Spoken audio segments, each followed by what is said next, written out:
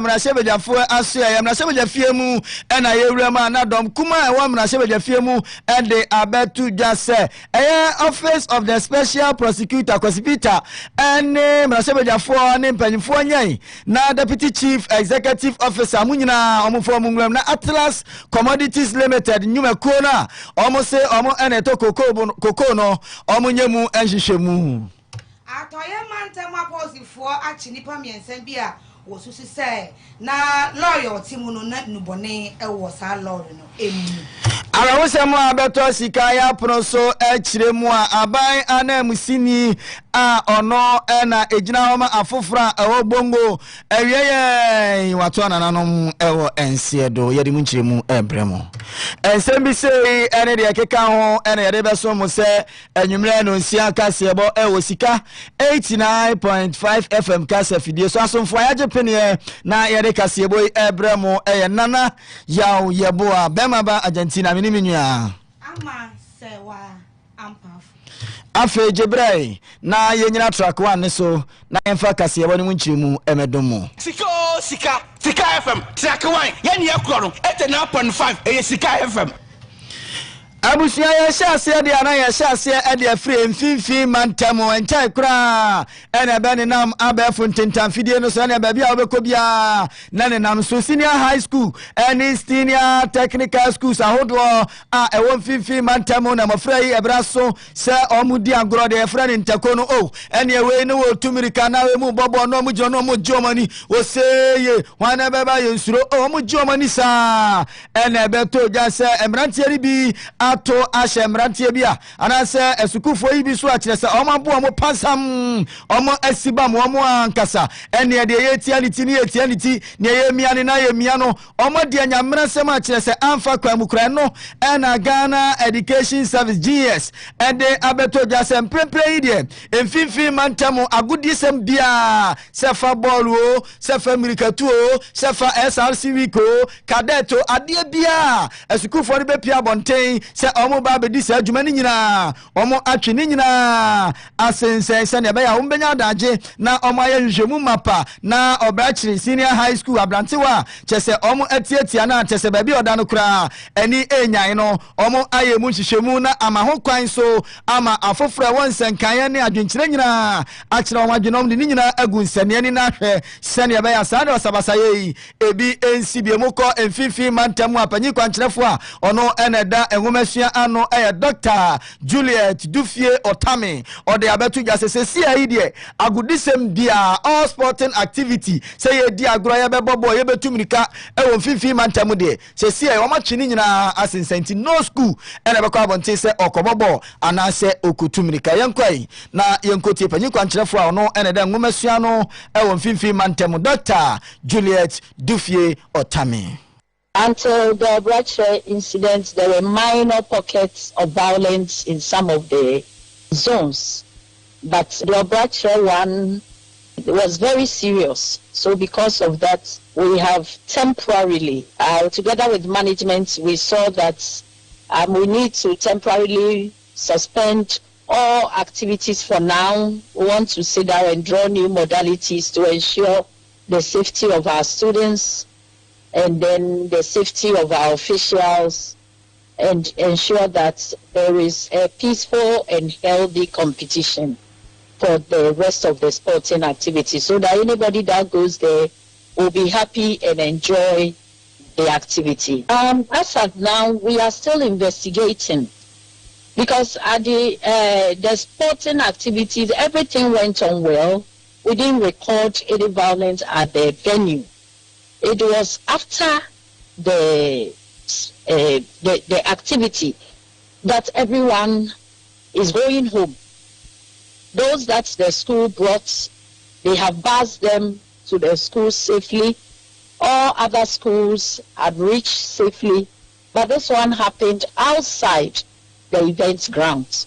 So we are still investigating. Fortunately, the police is also really helping us, and other security agencies that we also spoke to, they are all on the grounds. We are investigating why that happened after the program and even outside the venue. of the program.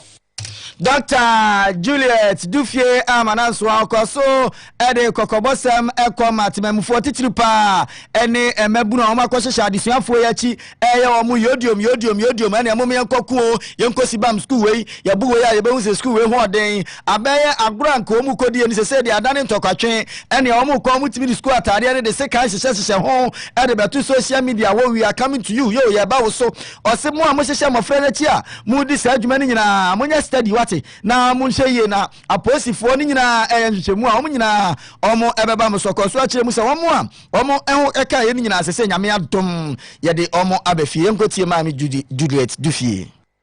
In fact, all those that were injured, they were 3. They have been medically treated and discharged from the hospital. They were discharged Saturday evening, and so they are in the school doing their normal duties. So we didn't record any casualty. All communities, it's not only students, because we could see community people also joining in this. Sports is for fun and it's for ensuring unity, and it's also a healthy platform where we all meet. We enjoy the activity, we build network. It has more for us. But if it ends out violently like this, it becomes a worry. Dr. Juliet Dufie Otame odo ni chiremu ewo emfinfin mantem oni panyi kwankyerefo a oda enwomasua ano.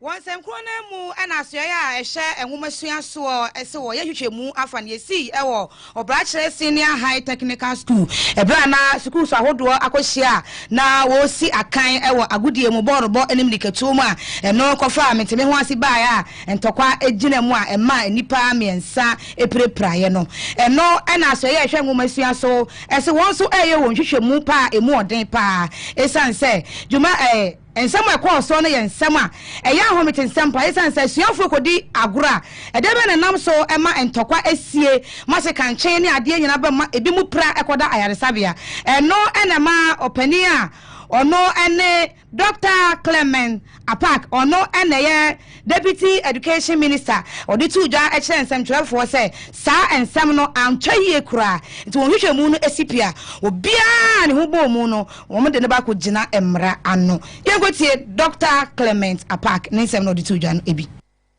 Minister and I condemn in the strongest terms these acts of violence captured in the now viral videos. I brought this to the attention of the minister who directed me to bring this to the attention of the Director General of the Ghana Education Service.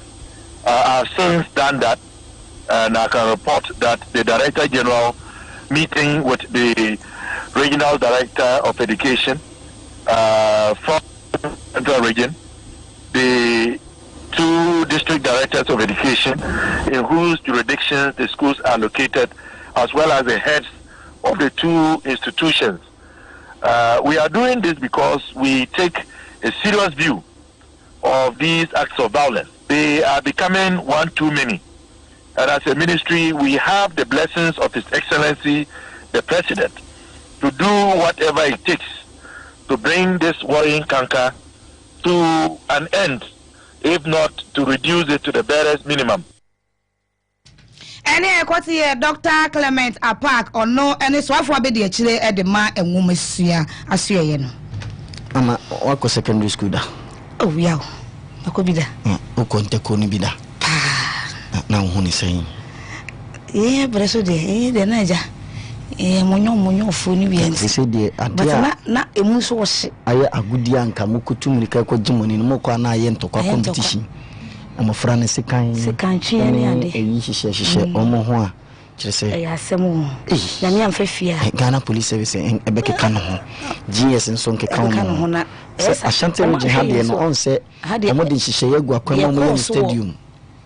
Ama enye mantemu no ema mo de hye gu akwan mu nti ase ahade ne de omo nyina ko national meeting enom ko ye meeting say wa obeye ye beba ne nti no Ashanti region implement enu nti wo hwa em se ton ase o one of the senior high school mankran so say bibisa omo schools ni abane bi ama nyansen yesi asan abane twene bo akodu em se wo ye ya na ye bane wo ye ya na ye bane nti se schools ni enya di ni omo fanche but mo fra no omo ni ahwe yi nkwara no talent o omo talent nso no enya ahwe yi na omo ko omo kodi agro na omo nya ntokwa no emfa hwe ema to utu mirika ni bidia obete yase yeni etu mirika ni de yenim de supporters ni timi ye abusia wasugu so awutie anwumre no nsia kase abo ewo Sikka 89.5 FM kase video so yato aso ne da so a ewo Swedro School of Business ene Obrachere Senior High Technical School enyamra sama amofra yi ekodi ye wabra na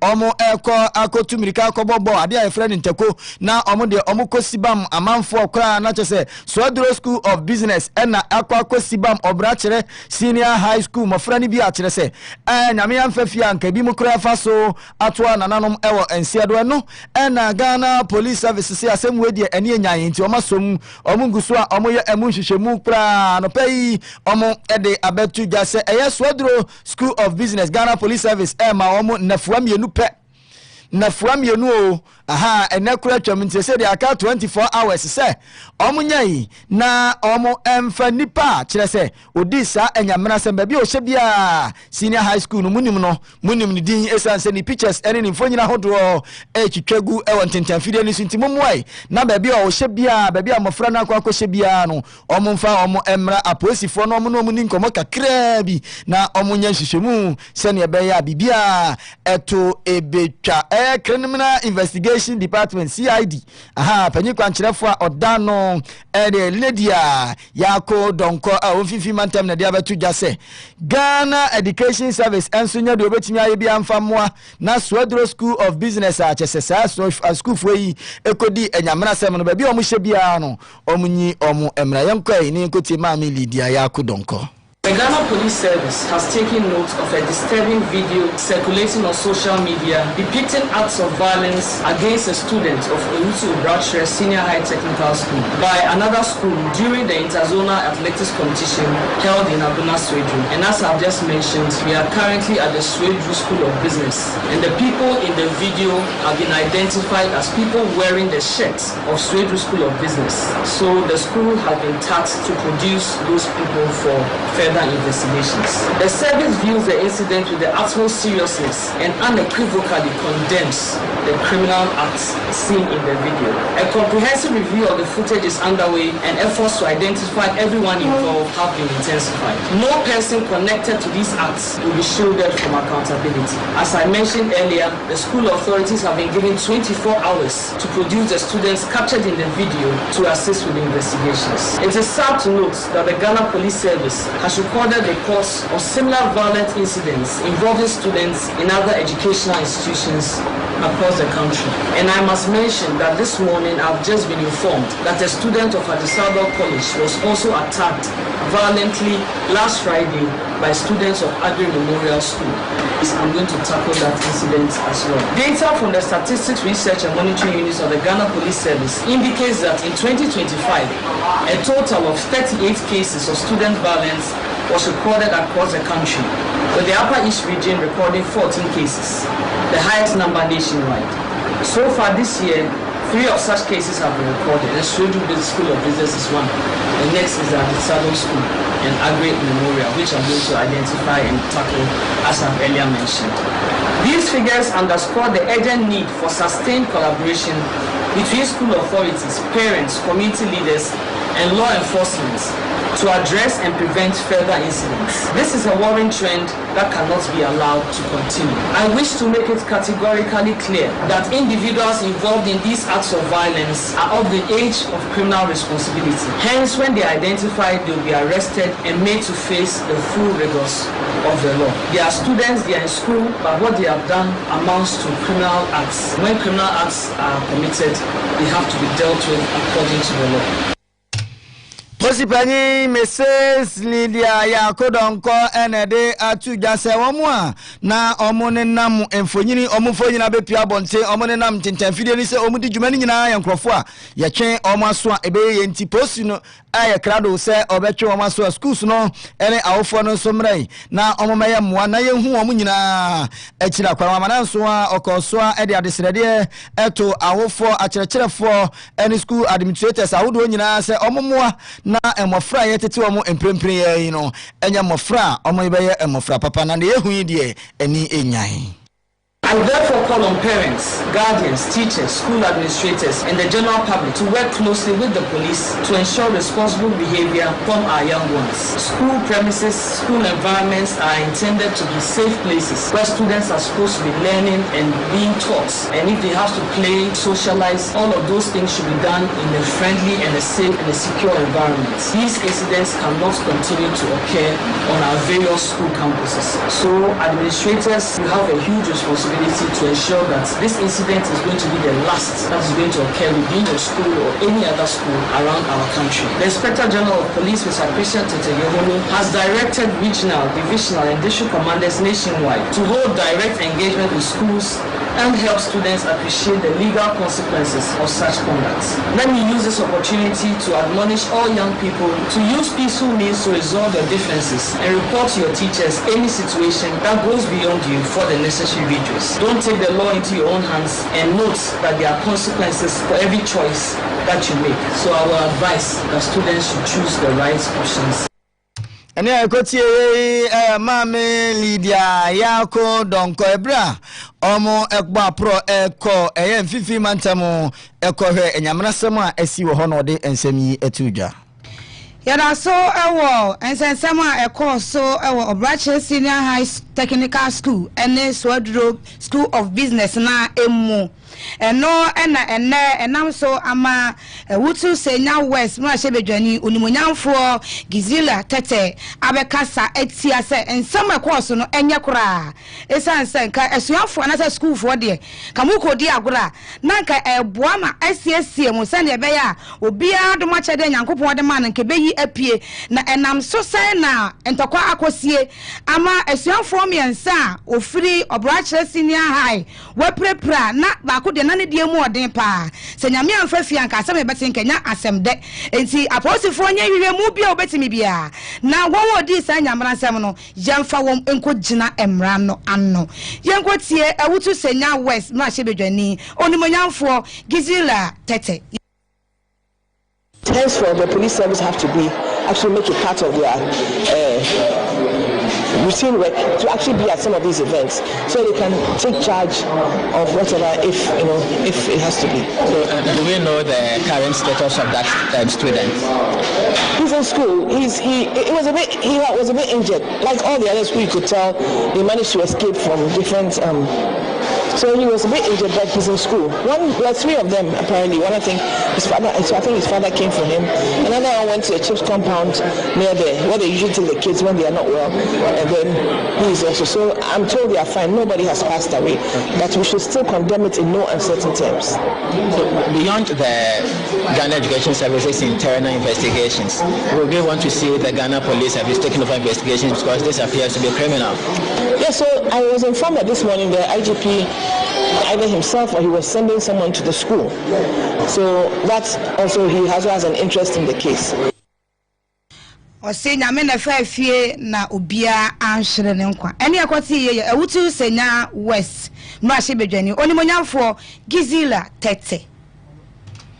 Abusia so awuti anyumero nsia kase abo Sikka 89.5 FM kase video so ya to aso de ana ye free Obrache ene esukufo wonsensemu no ya piemu ewo emrashe bedwafie ya kom na shebedwafie mu de ana ye dom kuma ewo emrashe bedwafie ene de abetu jase hospital special prosecutor Oma na ba ne so na investigations ahodo nhwemu mapapa onye emfanti adwumako e from Atlas Commodities Limited omu kiremu asa adwumako yi Juma edi juma chese enam emra kwan so omo tototo warehouse ahodo ye goko niama ye koko juma chese omo chese emfa kwan mu omo chiremu kura sa juma ko yi deputy chief executive officer deputy CEO ono da koko board ano okahubi ena sa juma ko yi nam kwan a ensem fata so chese omo di dream keta she kankan ne proye niama bebre toto koko ahodo warehouse ahodo wo epuye mantamu finfi mantamu no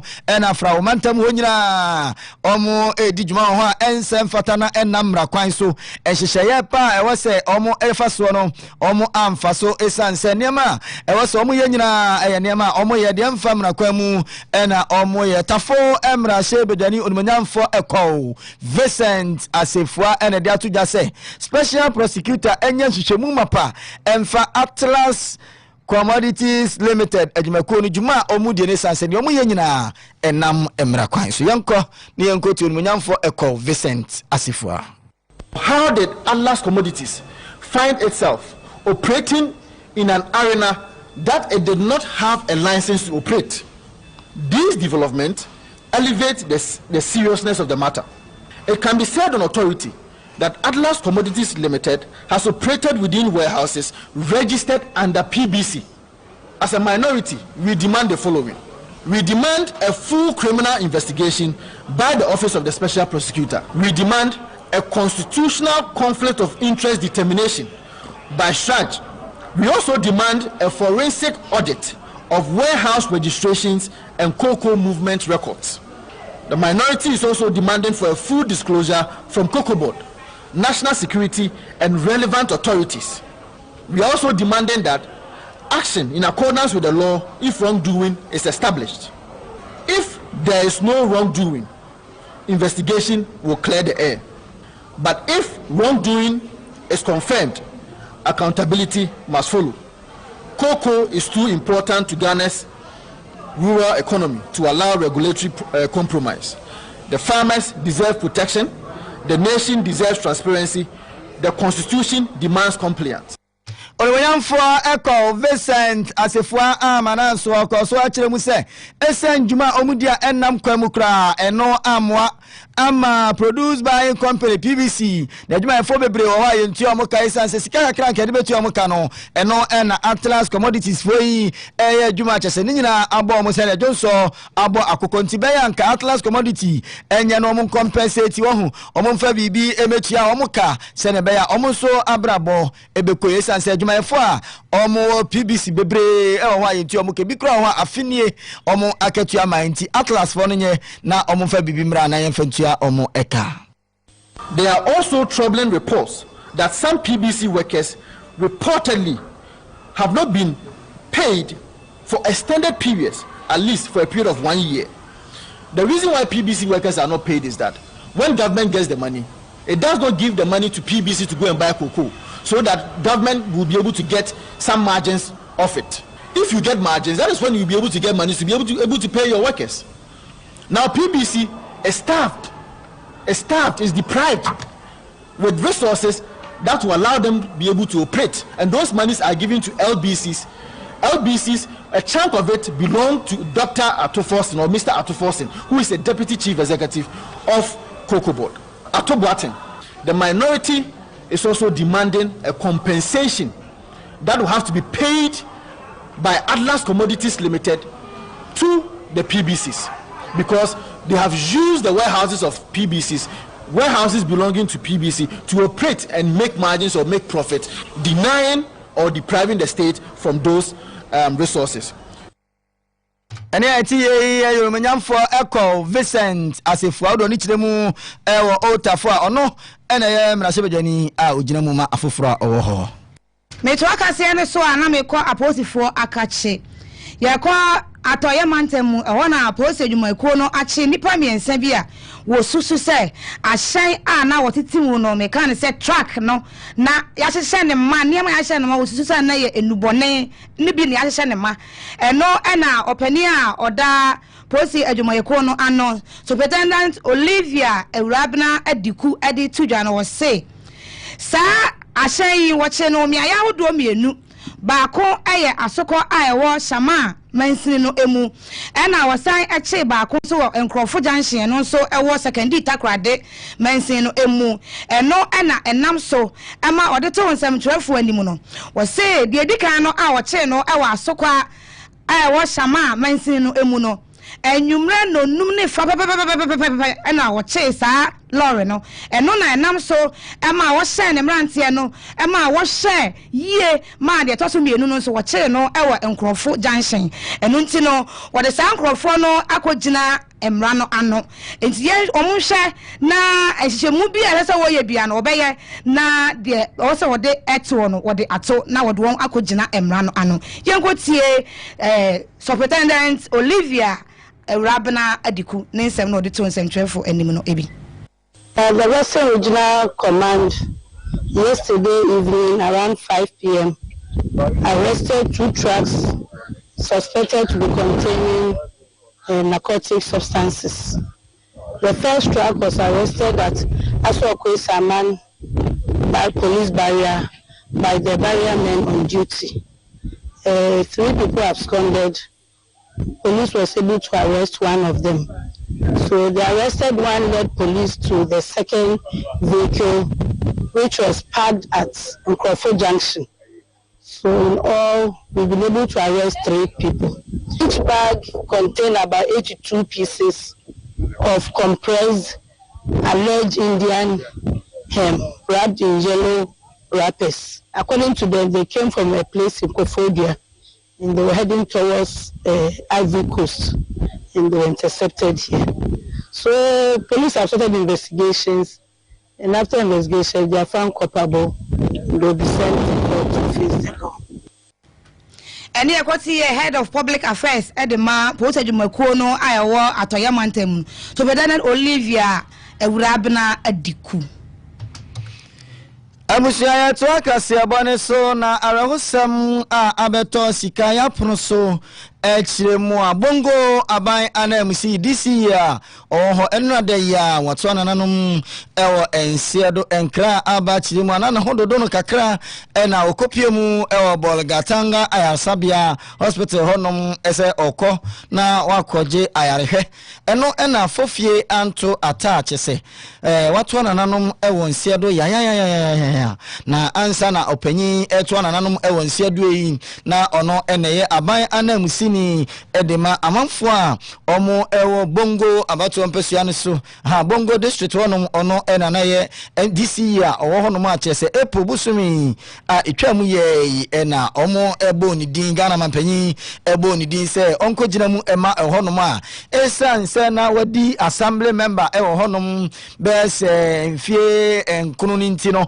omo e confirm no fe eno na odi juma se DC ewo bongo a chese papa yi eyare kakra bi a oto anananom ewo nsiedo wabra na odinani achiremu ewo borigatanga se oko na a doctor for afefe no aye ni fihwemu nipadua no mu hwehwemu ehunu yare kora eha no eno ena wantimi enyina akirese watwa nananom ewo nsiedo opanyi ansa na obey aban anamusini kura no na kirese NDC amanyuko no de waye adwuma ye pa wadi DC ama womo wasan aye adwuma wo amanyuko nim as constituency youth organizer ono bobo adoma no edema emabunu no ewo bongo a enche kura na osan eye constituency secretary chese dwuma de wadi bi ewo bongo ho o de politics kran so to nchen anachire se waya adwuma ewo schools ahodo a ewo bongo ene Sirigu Integrated Senior High School na owo shop wa chese o kwaji book a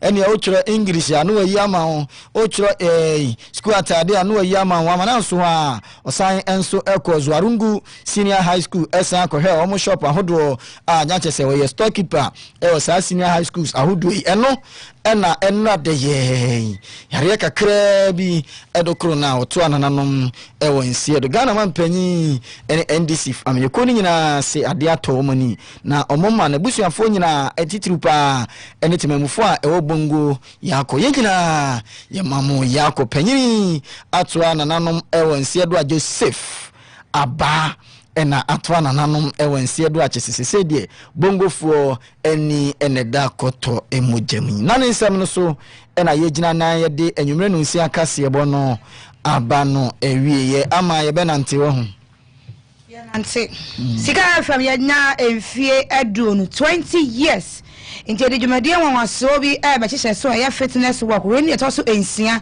na we ne de eya soronko adamufu a ti atonsa afre ankran keep fit club fan club ahodo sorry ahodo schools ahodo nyumaku ahodo ankran some me kan ho nyame ya adoma 6 March 2026 dan ya fofida anopa no nsia pepepepepe ye bebo ademu ya bobo no ha na ya hye nante na se anante afakumase emontene so na ya san ede abewie ya bobo no ha ya na ya de aerobics no atoa so nti obi biara ba so obeka ye ho no obetimi apusu ahomatrofo 0243 883210 0243 883210 some person mo be so ya sene ana mo be sponsor yen so a ekwan da ho eno so betimi apusu ahomatrofo 0557 337981 0557 337981 beka ye ho na ye nyina ye mom ne ye nante na ye ntireten ya pomesa sa pomden ho